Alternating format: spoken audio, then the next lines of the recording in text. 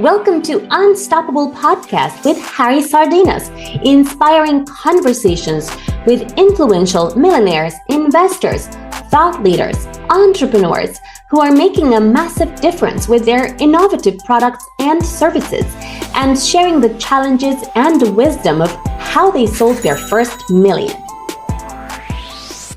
Hi, hello everyone, and we continue with this series of interviews, how successful entrepreneurs manage to break through that wall and achieve the first million in sales, the good, the bad, the ugly, and maybe the funny situation that they might have. Today we have a special guest joining us from United States, but he's also French. So he will introduce himself, please, and I'll go for it.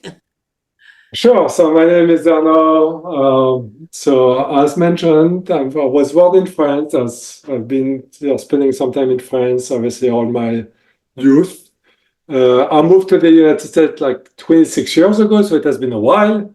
And then in the United States, that's really where I did most of my professional experience, always on the technology side. So first doing startups in Texas for the first 8 years, then moving to Boston, since I've been there for a while now in Boston, and in Boston doing different kind of companies like Mountain, TripAdvisor, Wayfair, and now doing startup again at Wondero, where I'm the CTO. Wow. So let's talk a little bit more about this. Why you decided in the first place to move to US, right? And which is completely different way of living, culture, food, you name it.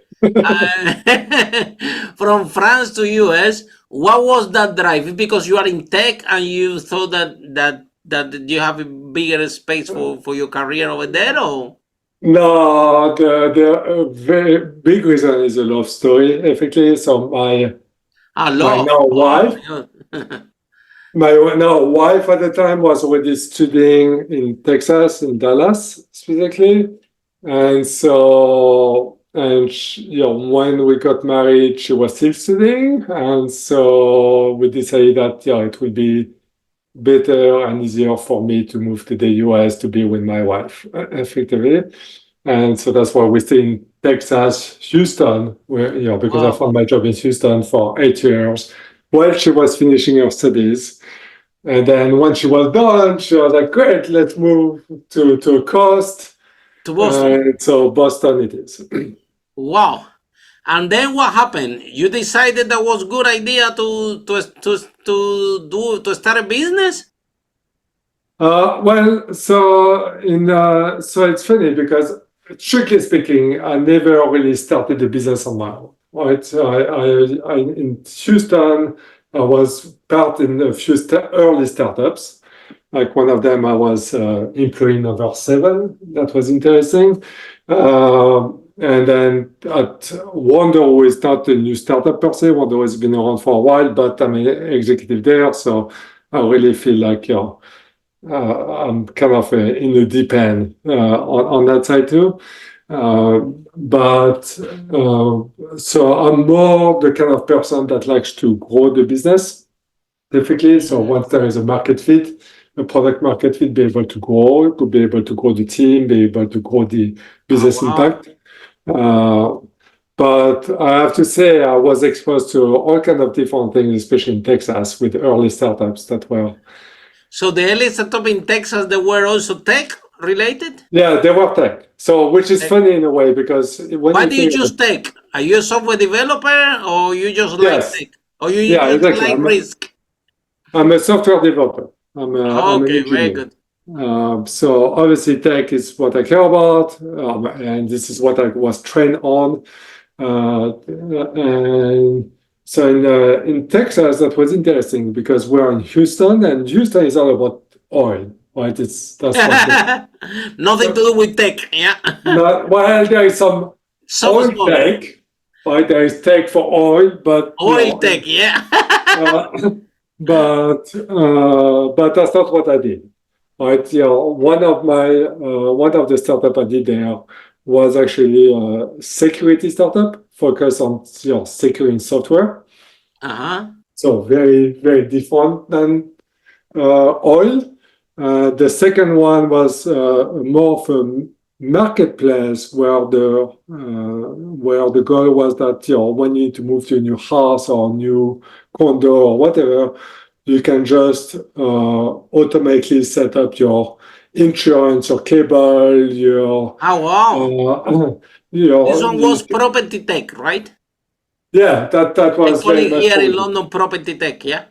Yes, so exactly. So you could actually set up everything you need, including your change of address, including getting a pizza delivered on your moving day. And you could do that in one place, effectively. So that was very interesting. I stayed there for a while because it was fun. You did this one in Texas, right? I did that in Texas. Yes. And then you moved to Boston, and then new ideas came. New ideas, well, so new projects, new interesting project landing to you. Yeah, so in Boston, at first did more like bigger companies. So Iron Mountain, very very big, but we're kind of in the software group with Iron Mountain, which is like its own little startup, really in the big company, because Iron Mountain is all about paper, while dealing with archiving of paper, destruction of paper, and the hope was obviously to expand in doing things online. And so specifically, I was working on the digital archiving, right, how to archive data for retention on the long term, online data. So that was very interesting, but very different from what I've done before. And then after Iron Mountain, which I stayed for a while, I did a lot of things, and I spent a very long time at TripAdvisor. Which back then when I joined, were still on the startup track, very fast and furious, which was exciting. But it was actually a very good time. I really, really, really enjoyed being at that company. I learned a lot. That's why I went into leadership, and becoming more of a leader.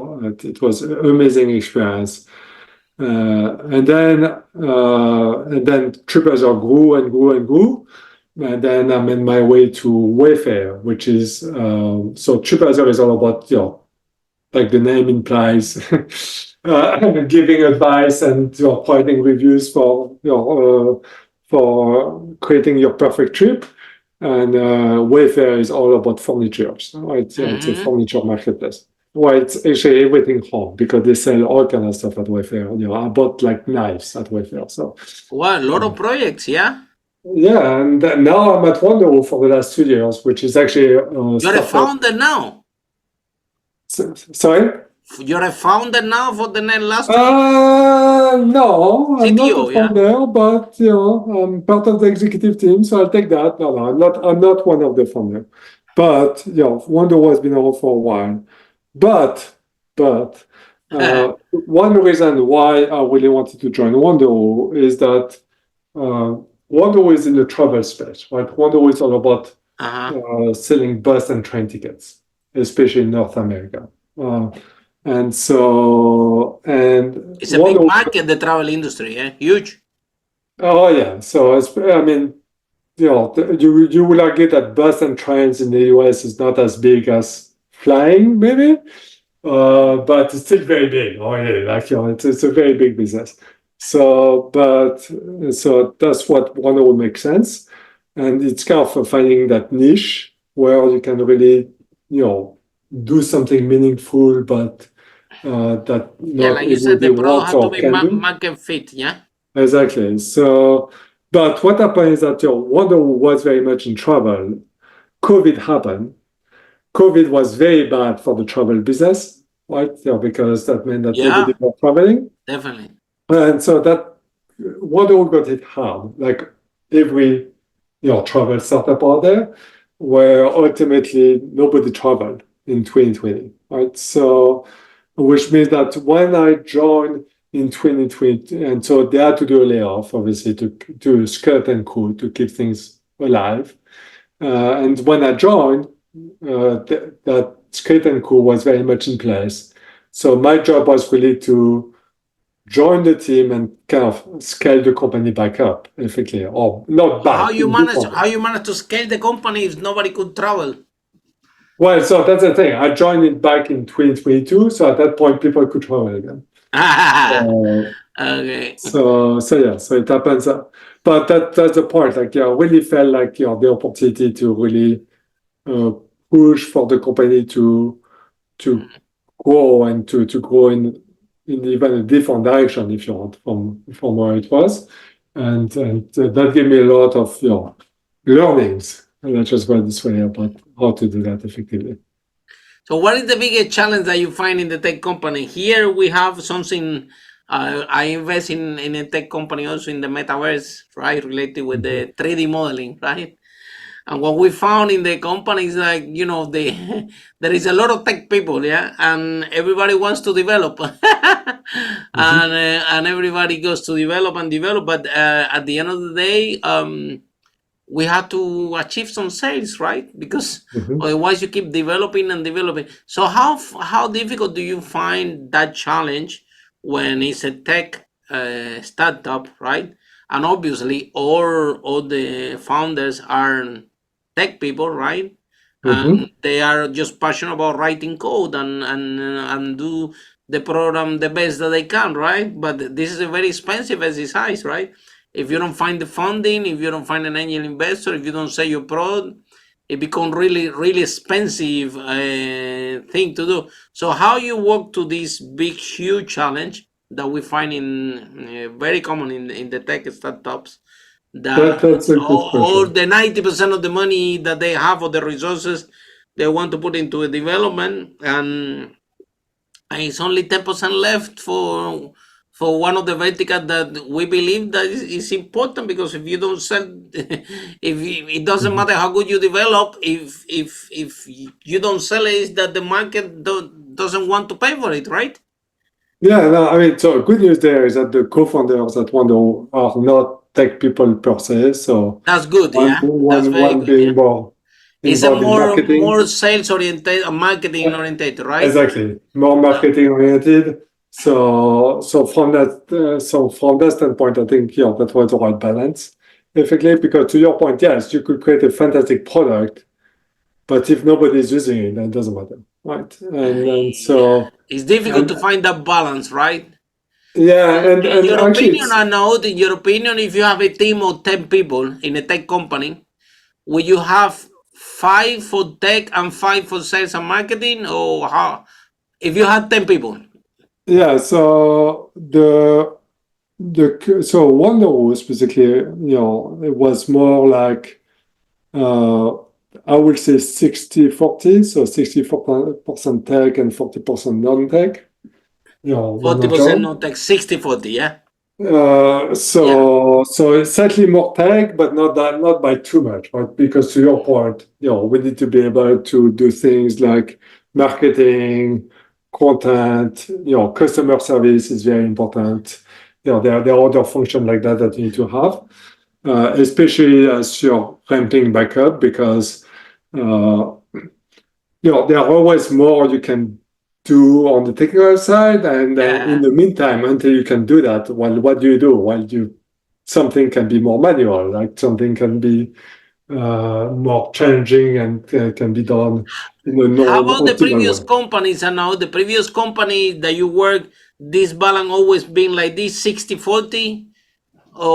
That's a good question. I don't.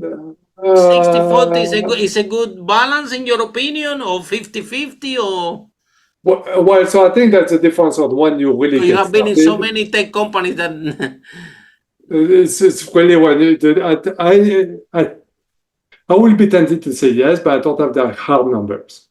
Right? I'm trying to remember at Wayfair where we were, but Wayfair was so huge, so big, that I believe it was around that as well, right? And when I mean tech, right? So there, you can call out tech differently too, because you have engineering on one side, which is people who code, but then you have product and you have design and you have business analysts. You have we're critical to the success. So for me, the 60-40, the 60 is more like focus on engineers, and then 40 can include product design and that's a good balance. Marketing and all the other function. And I do believe that 60-40 is not actually a bad way to think about that. Yeah, fantastic. Yeah, and then I don't know the. So can you share with us what are the biggest challenges to take the product to market fit? What can you explain to our audience what is a market fit product? Yeah, so it depends on the companies, obviously, but Wondero, for example, is a two-sided marketplace. So on one side, we have people that want to buy bus and train tickets. On the other side, we have actual train and bus companies, right? Mm-hmm. And so the issue is keeping in sync. And that was the same thing at the one of the startup I mentioned called White Fence, where we did that, be able to do everything under one place to move when you want to move to a new house, is that you need to have users, and then on the other side you need to have service providers, like people that can actually set up your service provider in one side and then the consumers in the other one, right? Exactly. And the problem is that it's a chicken and egg problem, because the service provider say, well, why do I need to sign up with you if you're not bringing me customer? The customer, well, there is no service. Like, why use you? So then it's very much that, where there needs to be and you need to, it's only when you achieve critical mass and things starts going up on both sides, but you always keep things in balance. Like, you cannot just focus on one versus the other. And a lot of companies have been in, effectively, there is a team focus on the customers, and then this team focus, okay, let's focus on the supplier. And you have to do that in parallel, because you have to grow both in parallel. And that's the most challenging, right? It is very challenging. Both parallel, yeah. Because some of that is that you have to sell on both sides, right? You have to say, oh yeah, the users are going to come, like you should shut up on that. So the other side, you need to say, it's coming soon. And to the providers, yeah. So it's very, very challenging when you have a marketplace like this. When you have big companies that already have a bunch of users, and then it's just a matter of providing a different offering on the marketplace way. That's easier because you have solved like one side of the marketplace.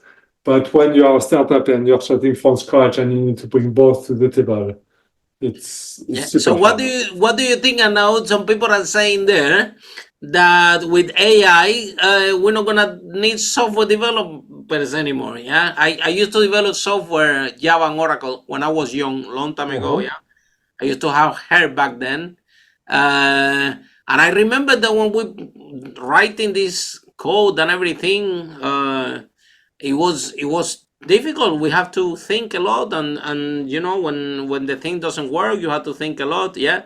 Right now, you want to write a code, and then you ask ChatGPT to give you the code, and the thing give you the code. So what do you think? Do you think that the software developer at one point will be replaced by artificial intelligence, or still there is job for you guys out there? No, I don't think they will, but there's always a but. It have become more easier than before, right?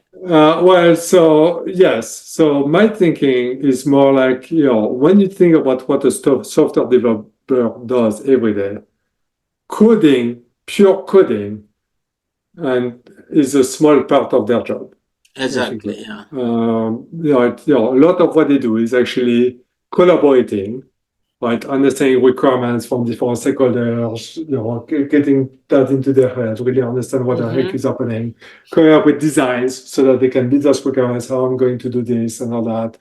And for now, at least I haven't seen AI do that.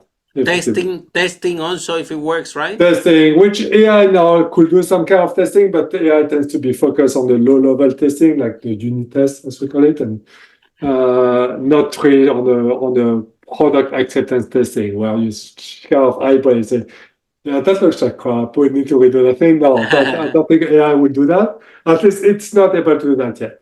Now, things can evolve. But for now, what I see is AI as being a tool that can increase the productivity of software engineers. And that's what I can do for now. Yeah, increase the productivity and help with the testing, right? Yeah, so it can help with the coding, especially for what we call a plumbing code, like things that you just need to put in there to make it work. AI is perfect for that. It can help with the testing, the low-level testing, to make sure that the code is working as designed. But for everything else, at least for now, we still need software engineers. Now, AI could become so much better than maybe you don't, but the analogy there is like when you have a Tesla and you have the Tesla can self-drive itself, but you still want to have somebody behind the wheel just in case.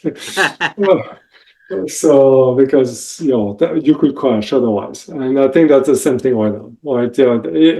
Now I've played actually with what they call AI coder, effectively, that an AI can do everything for you. When I play with that AI, I think his name is Devin. When I play with Devin, no, Devin could not do everything. So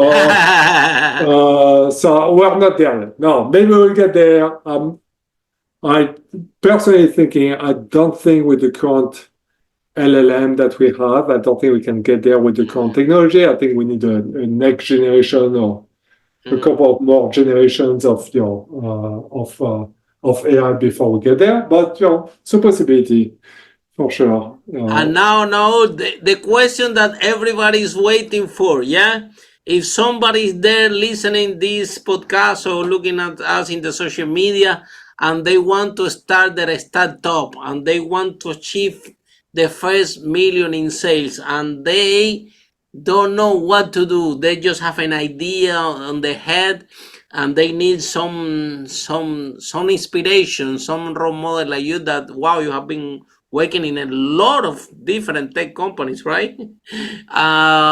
So in your opinion, based on your experience, right, what would be the 5 steps that anybody that have a tech startup should be looking at, and that is gonna help them to pave the way to achieve the first million in sales, which is good, very good for tech, because if you achieve 1 million in sales, you are very good in your good path for funding. Is that correct? Yes. So what they should do? So the first step. So first step number 1 is identify your real problem, not just a product. Right. So there are a lot of companies, for example, that when I use AI for the sake of AI, like they come up with ideas about, it's an AI company. It's like, what does it do? I'm not sure. Because it sells very good when you say, I'm doing this with AI, yeah? Yeah, but the point is that you need to have an actual problem that you are trying to solve, right? So AI is just a tool to solve it. So basically, I know you said that regarding the problem, you have to make sure that you're solving £1 million worth of problem. Correct. So there is a plan, there is a total addressable market. To solve a big problem, right? So you need to find a problem, not a product. You need to find a problem, right? So which is why... not a small problem, I know, the big problem, right? I mean, it can be 2 things. It can be big problems, or it can be small problems, but are very critical to some people, and they are willing to pay a lot of money. Agree. Either way, it's a problem. So there is a factor of breadth and complexity. Okay, but basically, tell the people, forget about AI, everything. What problem are you solving? Correct. Yeah, focus more in that, because anything, AI, you can put to anything nowadays, right? And AI can be the right tool for that, can be a different tool that we want to use. Like, you can start with one tool and then switch to AI. Like that, the point should be to solve a real problem. So it's 1, make sure that you do that. 2 would be that you need to obsess over your customers. That's something that Wanderoo we're really trying to do, is to, everything we do should be about helping the customers. Right? And by helping the customers, money will come. Very good point, yeah. Make everything to make sure that that is customer orientated and the customer is happy, right? Make sure that the customer had the best experience. Is that correct? Yeah, but in order to do that, you need to actually to know your customer. Right? You need to be your customer's expert. Right? You need to know everything about your customer so that you solve the biggest need of your customers, so that your customer will come and buy, right? And so obsessing over your customer means solving the customer's problem, but that's the last step, right? The you first need to know your customer them better than themselves, right? Exactly, almost, yes. So that would be advice number 2, right? Is to really to do that, really understand your customer, trying to understand what their pain points, what really they care about, and then you can solve that, and you can, and then money will come effectively. At least that's my philosophy. Second step. So what would be the step number 3 then? I would say be agile. Right? Can you define agile? Because agile have a term in tech that probably the whole audience don't understand. So can you explain? Yeah, so you're right. Some other people would be lean, right? Same thing, right? The point is that Facebook was saying for a while, I don't think they do anymore, better is better than perfect. And that's very true, right? The point is that you don't want to build a perfect product. First of all, trust me, there is never a perfect product anyway. So now it doesn't mean that you should not know what the perfect product looks like. That's part of defining your North Star, right, into what you believe you want to achieve. But you don't want to get bogged down to perfectionism. Right? What you want to do is be able to move fast, right? You want to start with a prototype, then move on to MVP, a minimum viable product, and start building from that. Like, keep on iterating toward that North Star, toward that perfect thing that you have been dreaming about. Right? But don't just wait to be there before you start, here is my product, because most likely what you'll discover is that your customer won't be using the product the way you want to. It's not going to work out, and then you spend the last 2 years just being something that nobody wants to use now. So you don't want that. You really want to iterate. You want to go to your North Star, iterate, and make baby steps if you're towards your journey. And what you're going to learn, and for me that's number 4, is that you need to keep on learning every step of the way. You need to reassess every step of the way. And potentially what you will end up is very different from where you wanted to go. Because every time that you learn something, right, you're going to potentially change direction. You're going maybe to, some people talk about pivot as kind of fiction, but it can just be small adjustment here and there. Customer really prefer this.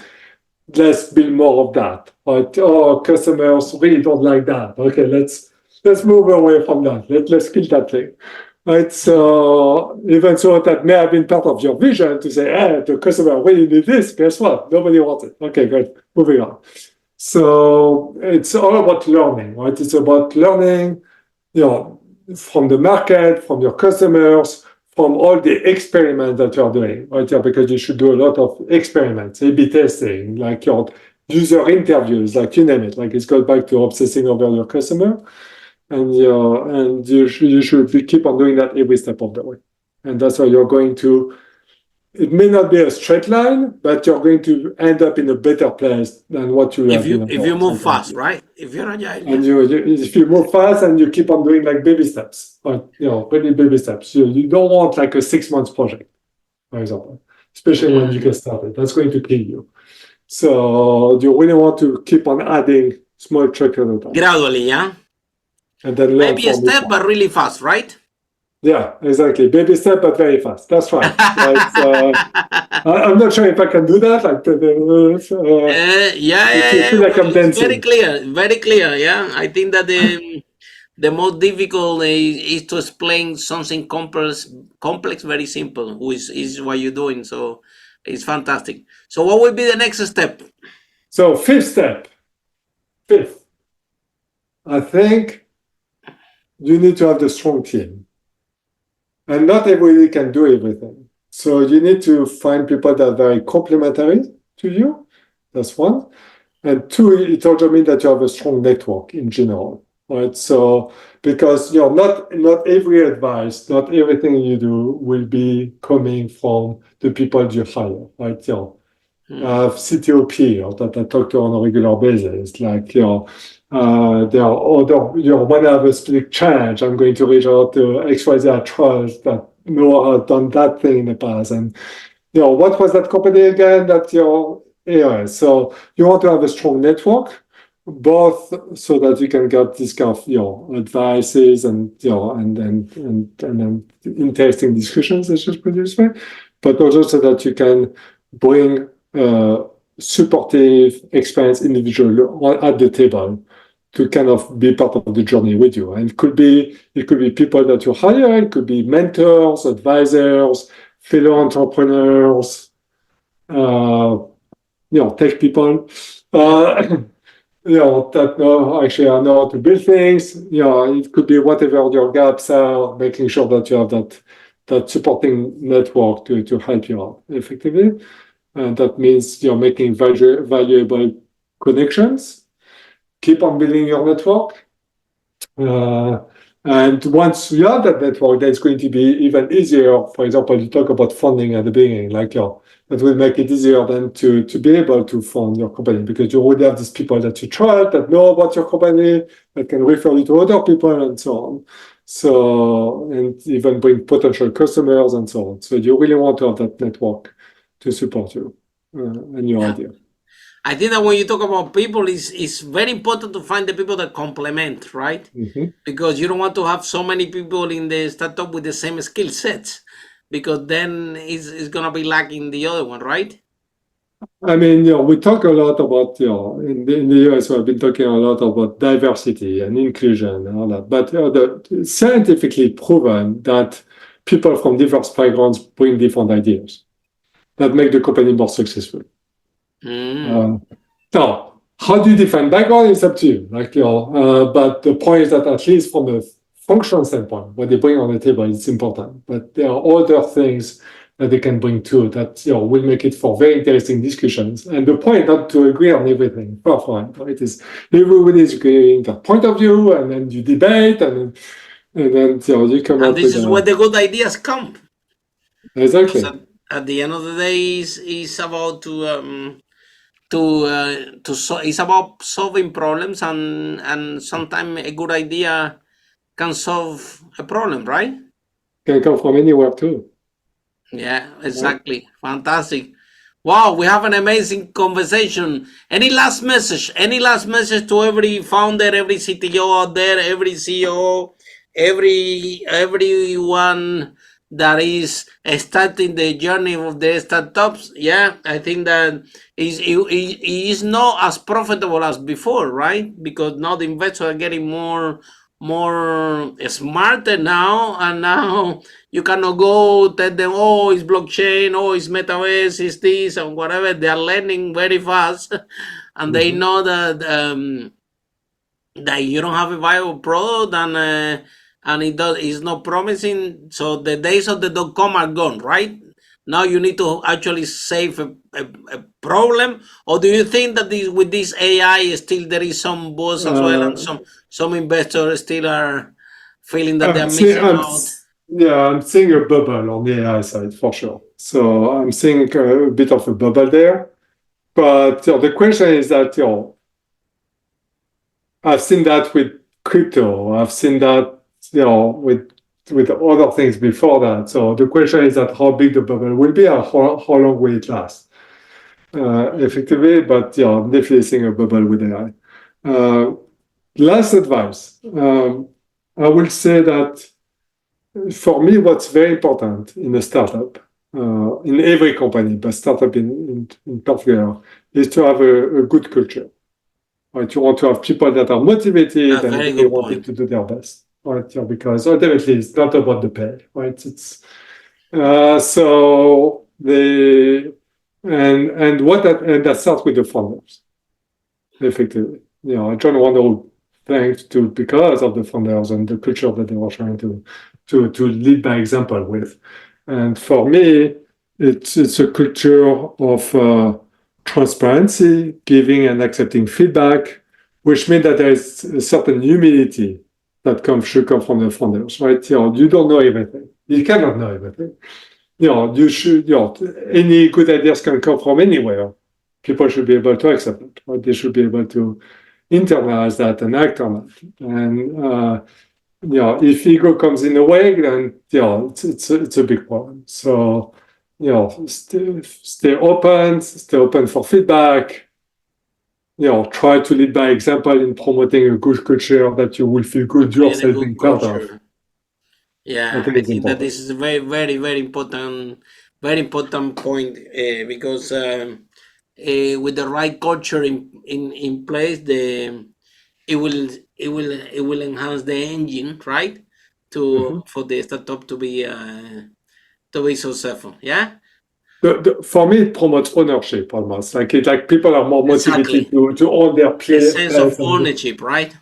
Exactly. And for me, that's what's critical because one person cannot own everything, right? You have to start distributing ownership fairly early. Yeah, and you have to share, and you have to be fair.